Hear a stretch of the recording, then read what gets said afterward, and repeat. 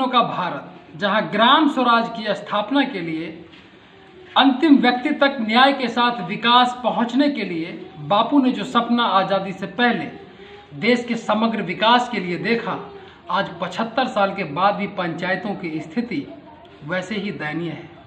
यह कहना भारत के पूर्व प्रधानमंत्री डॉक्टर स्वर्गीय राजीव गांधी का था कि दिल्ली से चला हुआ 1 रुपये गांव तक पहुंचते पहुंचते 10 पैसा हो जाता है। जिस देश के प्रधानमंत्री भ्रष्टाचार पर इस तरह की टिप्पणी करते हों, उस देश के विकास के पैरामीटर्स को आप अनुमान लगा सकते कि उनकी बातों में कितनी ज़्यादा संजीदगी थी। इसी बीच हमारी यात्रा पहुंची है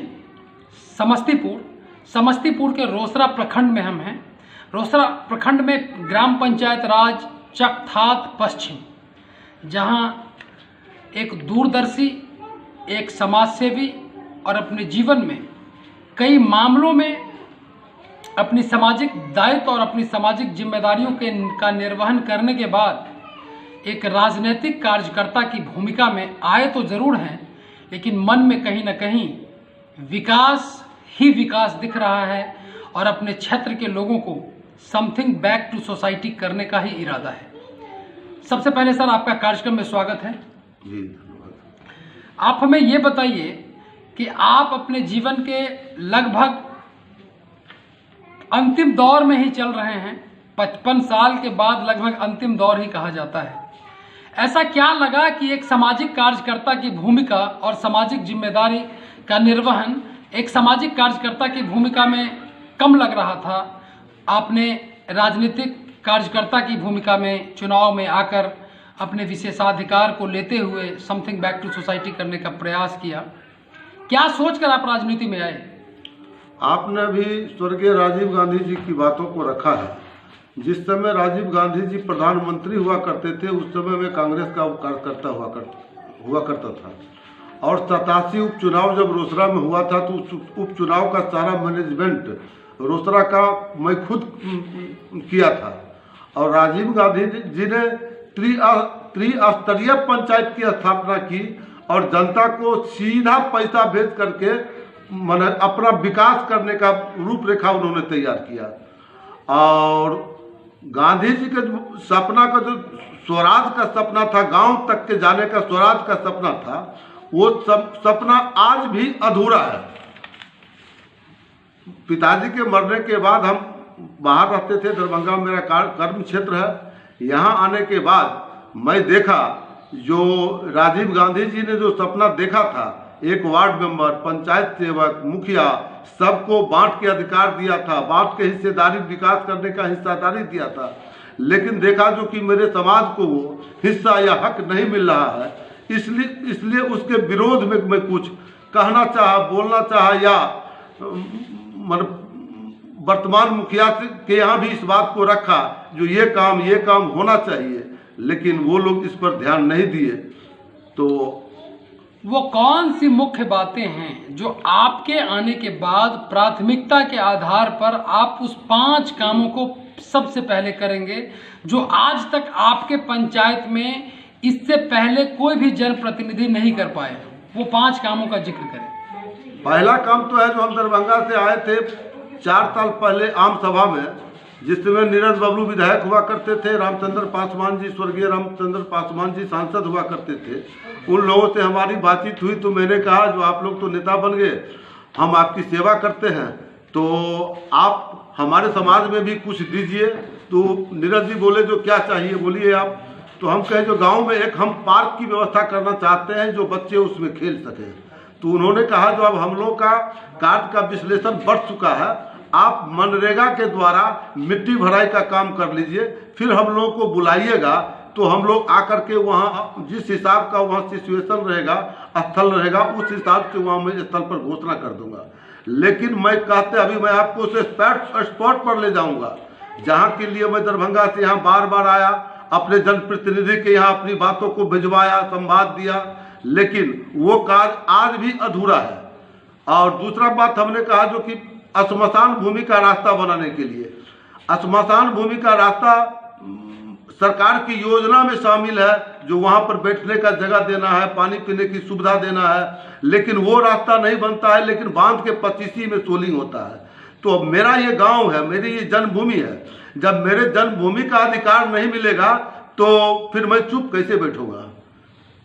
ये बताइए कि आज नीतीश कुमार का जो 7 निश्चय योजना था, जिस 7 निश्चय योजना को काफ़ी डिमांड के बाद काफ़ी लोगों से फीडबैक के आधार पर बनाया गया, उन 7 निश्चय योजनाओं में हर घर जल नल योजना था, गली नली योजना था।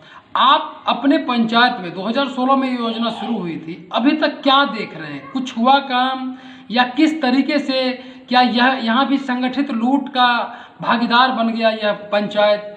ये इसके बारे में थोड़ा बताइए। पहले तो ये योजना मुखिया लोग ही इसको चलाते थे, लेकिन बाद में जब इसकी शिकायत मुख्यमंत्री जी तक गई तो मुख्यमंत्री ने इसको पीएचडी के हवाले किया, और पीएचडी का जो काम अभी जो हुआ है उससे लगभग मैं 90% संतुष्ट हूँ। हाँ, कुछ वार्ड आज भी जो मुखिया योजना से शुरू हुआ था वो आज भी अधूरा है। अब जल नल हरियाली कहिएगा, मुख्यमंत्री जी का योजना पर साल 5 करोड़ पौधा लगाने का है, लेकिन मेरे पंचायत में आप पता कर लीजिए कि एक भी पौधा नहीं लगा है, एक भी पौधा नहीं लगा है, न रोड पर लगा, न प्राइवेट जमीन वाले का भी सरकार की योजना है, अगर हम लगाना चाहें तो 200 के यूनिट पर आपको गाछ मिलेगा, चापाकल मिलेगा, लेबर मजदूरी करने के लिए मिलेगा, एक भी नहीं मिला।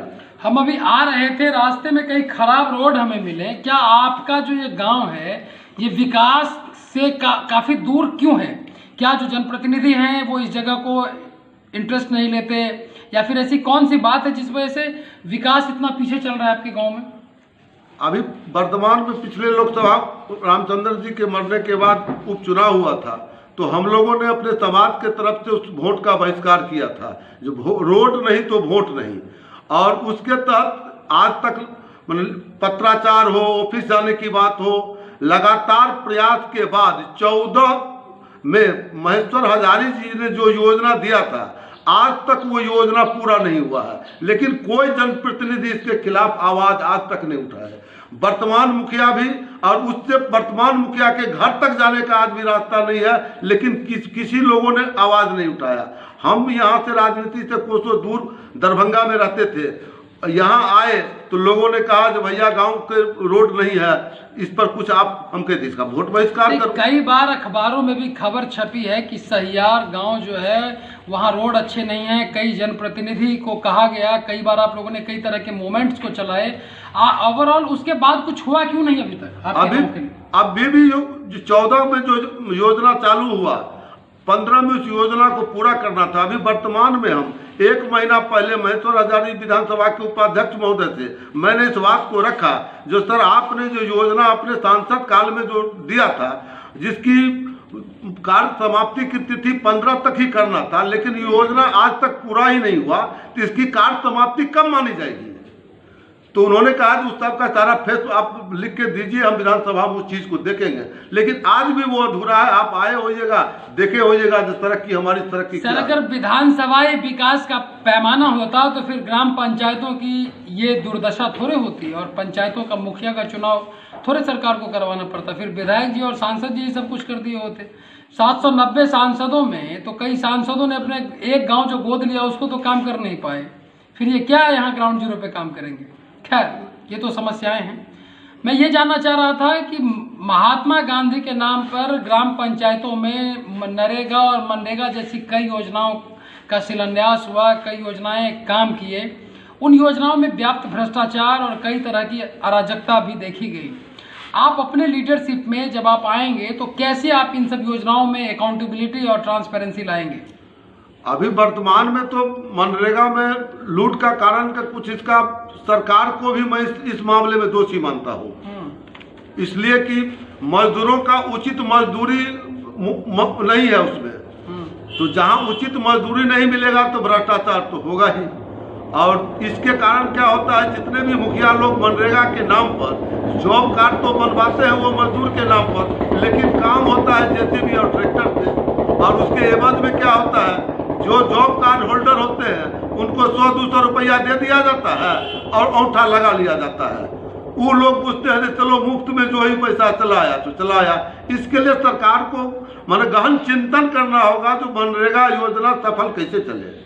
मतलब अभी हमने जो कुछ हमें डेटा मिला है, आपके पंचायत में मनरेगा में 3 साल में 1500 से ज़्यादा योजना बना, जिसमें 90% योजना अभी इनकम्प्लीट है। 2021-22 में कोई योजना कंप्लीट नहीं हुआ है। मतलब इस लार्ज स्केल पर मनरेगा योजना में जो ये लूट चल रहा है, इसको आप अपने आने के बाद कैसे बदलेंगे? क्या करेंगे? ये काम ही नहीं करेंगे मनरेगा का, या फिर काम करेंगे तो कौन सी वो प्रक्रिया होगी जिसके तहत आप काम करेंगे जिससे कि ये लूट खत्म हो जाए? इस लूट को खत्म करने के लिए तो लाभुकों को जितने भी पशु आवास बने एक भी कंप्लीटेड नहीं है और न प्राकलन के अनुसार उसको बनाया गया है। सिर्फ बोर्ड टांग दिया गया है, जनता से 500 रुपया ले लिया गया, बोर्ड टांग दिया गया, ऑफिस में गया आवेदन देने के नाम पर 1000 रुपया ले लिया गया।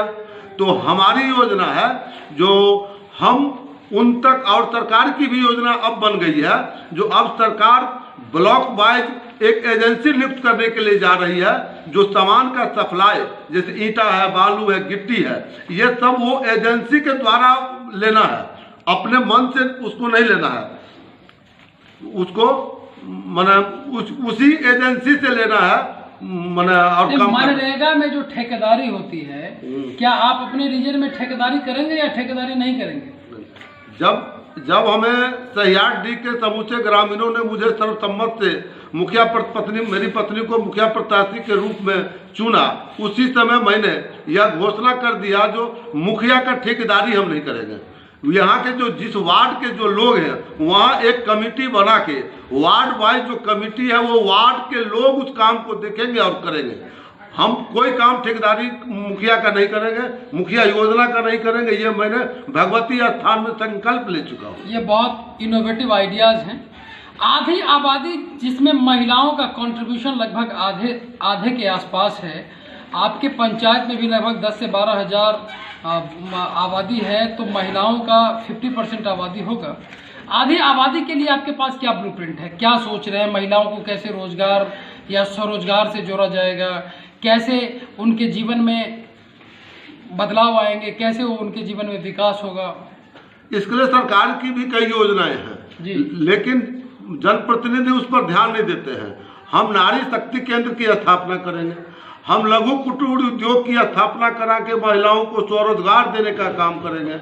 आपको मालूम हो जो माननीय प्रधानमंत्री मोदी जी ने कोरोना काल से ही लेबर के लिए रजिस्ट्रेशन करा करके उसको रजिस्टर्ड आयुष्मान कार्ड की भी बात उन्होंने की, लेकिन मेरे पंचायत में आप पता कर लीजिए एक भी लेबर को आज तक रजिस्ट्रेशन नहीं हुआ, एक भी लेबर का आज तक आयुष्मान कार्ड नहीं बना। और हम घोषणा करते हैं जो चुनाव जीतूं या हारूं, लेकिन 1 महीना के अंदर मैं अपने पंचायत के मजदूरों को निबंधित 1 महीना के अंदर शिविर लगवा के पंचायत में शिविर लगवा के करवाऊंगा। सरकार द्वारा मद्य निषेध करने के बाद राज्य के युवा, वैसे भी कोरोना आने के बाद जब सभी लोग अपने घर आए जो पलायन कर चुके थे, आज गांव में युवाओं की आबादी काफ़ी ज़्यादा हो रही है। वैसे भी अगर डेटा देखें तो 35 वर्ष से कम उम्र के आयु के लोग लगभग 75% इस देश में हैं। तो ऐसे में युवा गांव में हैं, बाहर से भी आए हैं। आज के समय में युवा नशा की ओर ज़्यादा अट्रैक्टिव हो रहे हैं। उसका वजह जो भी हो, आप अपने पंचायत में एक मॉडल पंचायत बनाने के उद्देश्य से कैसे उन युवाओं को मुख्य धारा में लाएंगे, कैसे उनके जीवन में वो परिवर्तन करेंगे जो परिवर्तन आज तक कोई नहीं कर पाया। हम अभी गांव आना जाना मेरा शुरू है, 3-4 साल से मैं गांव में समय दे रहा हूं, तो मैं सभी युवाओं को देखा हूं। उसकी सबसे बड़ा कारण है जो मेरा युवा बेरोजगार है, उसको रोजगार नहीं है। अब जब तक मेंटली इंगेजमेंट नहीं आएगा, मेंटली जवाबदेही नहीं आएगा, तो वो रास्ता भटकेगा ही। इसलिए हम उसको रोजगार देने का प्रयास करेंगे। और कुछ बोले ही तो हम कुटीर उद्योग बना के स्वरोजगार, सरकार की जो योजना है, जो कि जो जिस लायक हुनरमंद है या जो जिस करना चाहेंगे वो करवावेंगे। पार्क बनवावेंगे, जिम केंद्र, जिम का स्थापना करेंगे, जिससे बेरोजगार मेहनत करेंगे, शारीरिक मेहनत करने से उनका मानसिक विकास होगा।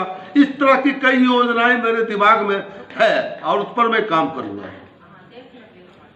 बापू के सपनों के भारत के लिए यह कहना बिल्कुल ही सही होगा कि देश का एक गांव बतला दो जो अच्छा हो, वहां सरकारी कार्यक्रम कोई सच्चा हो, वहां सुरक्षित जच्चा बच्चा हो, वह सारे जहां से अच्छा हो, वह सारे जहां से अच्छा हो। वीडियो टीम के साथ गौतम कुमार, समस्तीपुर।